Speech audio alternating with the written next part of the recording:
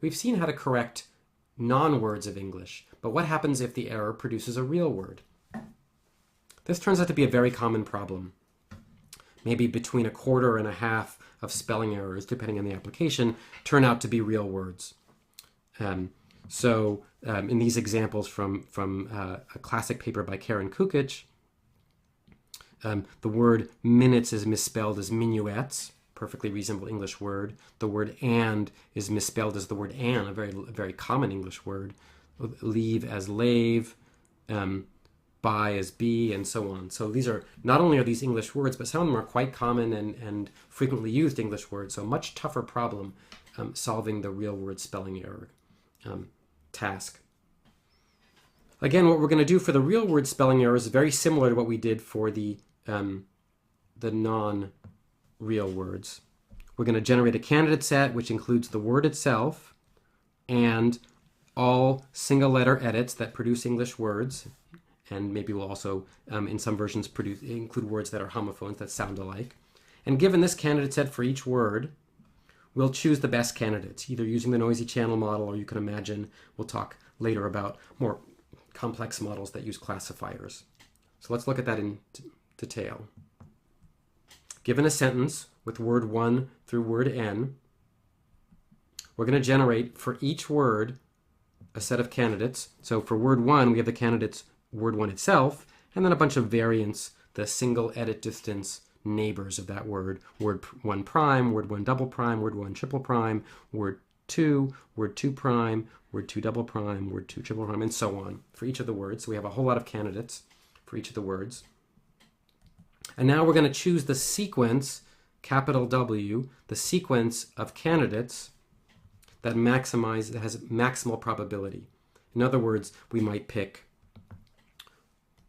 word 1 from this candidate set, and word 2 prime prime from this candidate set, and word 3 prime prime prime from this candidate set, and so on. For each word, we're going to pick some candidate, which might be the word itself or some correction of that word.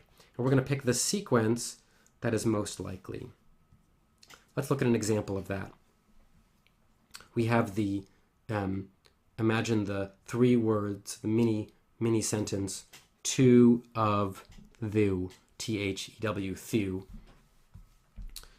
So for each word, the word to, the word of, and the word thou, we generate potential corrections, each of which is a word of English that is edit distance of 1. So I've shown some here. So to could have been the word to if the original word to was the error was an insertion of a w, or it could be in the word tau, where the error was a substitution of a for w, or it could have been the word to, substitution of an O by a W, or it could have been correctly the word to could be correct.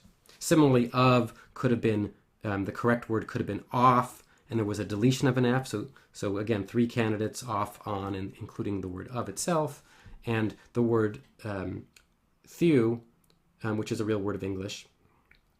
Could have been the word through and the R got deleted, or the word thaw, or the word the, a very common word, and EW, a very likely error, it turns out, because W is right next to E in the keyboard, and so on. So we have each of our candidate sets, and then we just want to ask, of all the possible sets of sentences produced by paths in this graph, so here's one, to, of, through, here's another one, to, on, thaw, here's another one, to, of, the, and so on. For each of those possible sentences, what's the most likely one according to the noisy channel? We'll pick the most probable one according to the noisy channel. And hopefully the noisy channel, a good noisy channel model will pick the correct answer, to, of, the, as our most likely sequence here. In practice, for spelling correction, we often make the simplification that we're only seeing one error rather than letting every word have a possible error in it. In other words, the set of sequences we consider is the sequences in which only one of the words is an error and the rest of the words were correct as typed. So here, word 1, word 3, and word 4 were correct as typed, and it was word 2 that was misspelled, and we replace it by word 2 double prime, let's say. Or in this sequence, it was the word 3 that was misspelled. Thew was misspelled as the was misspelled as thew, and so here's the error, and these 3 words are correct, and so on. So this smaller set of possible candidate sequences. So instead of having to consider n squared possible sequences, we're just considering a constant times n possible sequences. From this set, now we choose the sequence that maximizes, that has the maximum probability. So we picked the most likely, most probable, conditionally most probable set of sequence of candidates. Where do we get these probabilities? Again, we can, the language model, just as we saw before, we have our unigram, we have our bigram, we can use whatever smoothing method we'd like. The channel model is just the same, again, as for the non-word spelling error correction. The only difference is we now need a probability of having no error, because of course we're assuming that only one of the words is an error. So we have to have a probability for all those other words that are not an error. We need to be able to decide when we have an error and when a word is in fact correct, meaning that the probability of the word itself, given the word, is high, so unlikely to have an error. How do we compute this probability of no error? What's the channel probability for a correctly typed word? And this obviously depends on the application. And so we might make the assumption that in a particular application, 1 word in 10 is typed wrong, and that means that the probability of a correctly typed word is 0.9. Or we might have instead the assumption that 1 word in 200 is wrong, and so now the probability of any word being typed correctly is 0.995. So there's our channel model probability of a word not changing. Let's assume that the channel model of a task is has a probability of 1 in 20 of an error, meaning that 95% of the time a word is correct as typed. So here's an example from Peter Norvig. Again, we have the spelling error THEW. We want to know whether it should be the word the word thew, correct, that it was correct as typed, or thaw, or through, or thwee, and so on.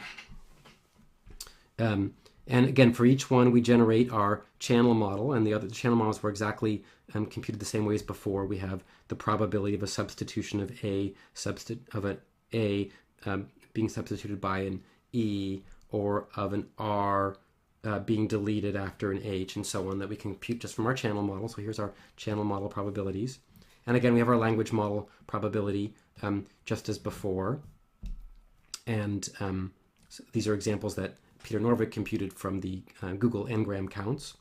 And again, we've assumed the channel model of a word not changing, of the error X being generated by correctly generated by the word X. And we can multiply these together, that multiply together the channel model with the language model, and again, showing you things multiplied by 10 to the 9th to make them easy to read. You can see that the word the is correctly chosen, very high probability, as the misspelling of the word thew by itself. And in context, this is using a unigram language model. If we're using a bigram or a trigram, we're even more likely probably to be able to distinguish when the word thew really was the word thew and when it was the word the. So that's real word spelling correction. We simply take the standard algorithm, noisy channel algorithm for non-real words, add a probability of an edit not happening, and then allow every word to imagine every word could have been an error, and then look for the most likely sequence, simplifying usually by assuming only 1 error per sentence.